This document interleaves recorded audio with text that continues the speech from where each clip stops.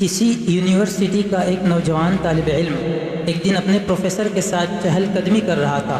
Professor اپنی مشفقانہ طبیعت کی وجہ سے تمام طالب علموں میں بہت مقبول تھے۔ چہل قدمی کرتے ہوئے اچانک ان کی نظر ایک بہت خستہ حال پرانے جوتوں کی جوڑی پر پڑی جو پاس ہی کھیت میں کام کرتے ہوئے غریب کسان کی لگتی تھی۔ طالب علم پروفیسر سے کہنے لگا، ایسا کرتے ہیں کہ اس کسان کے ساتھ کچھ دل لگی کرتے ہیں اور اس کے جوتے چھپا دیتے ہیں اور خود بھی ان جھاڑیوں کے پیچھے چھپ جاتے ہیں اور پھر دیکھتے ہیں کہ جوتے نہ ملنے پر کسان کیا کرتا ہے۔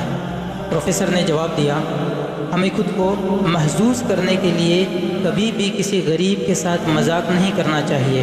تم ایک امیر لڑکے ہو اور اس غریب کی وساطت سے تم ایک اچھے طریقے سے محظوظ ہو سکتے ہو۔ ایسا کرو، ان جوتوں کی جوڑی میں کچھ پیسے ڈال دو اور پھر ہم چھپ جاتے ہیں اور دیکھتے ہیں کہ یہ پیسے ملنے پر کسان کا کیا رد عمل ہوتا ہے۔ لڑکے نے ایسا ہی کیا اور پھر دونوں نزدیک ہی چھپ گئے۔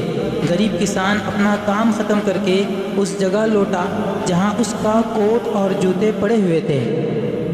کوٹ پہنتے ہوئے اس نے جو ہی اپنا ایک پاؤں جوتے میں ڈالا تو اسے کچھ سخت سی چیز محسوس ہوئی۔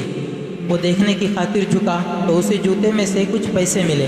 اس نے پیسوں کو بڑی حیرانگی سے دیکھا، اسے الٹ پلٹ کیا اور پھر بار بار اسے دیکھنے لگا۔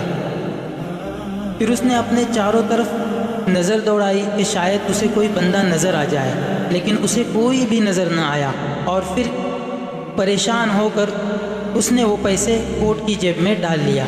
لیکن اس وقت اس کی حیرت کی انتہا نہ رہی اور اسے ایک جھٹکا سا لگا جب دوسرا پاؤں پہنتے وقت اسے دوبارہ پیسے ملے۔ اس کے ساتھ ہی وہ فوراً جذبات سے اس کی آنکھیں اشکوں سے لبریز ہو گئی۔ وہ اپنے گھٹنوں کے بل گر پڑا اور آسمان کی طرف منہ کر کے اپنے رب کا شکر ادا کرنے لگا کہ جس نے اس کی کسی غیبی طریقے سے مدد فرمائی، ورنہ اس کی بیمار بیوی اور بھوکے بچوں کا جو گھر میں روٹی تک کو ترس رہے تھے کوئی پرسان حال نہ تھا۔ طالب علم پر اس کا بہت گہرا اثر ہوا اور اس کی آنکھوں میں آنسو آ گئے۔ تب اچانک پروفیسر بول پڑے اور لڑکے سے پوچھا، کیا تم اب زیادہ خوشی محسوس کر رہے ہو یا اس طرح کرتے جو تم کرنے جا رہے تھے اس وقت محسوس کرتے؟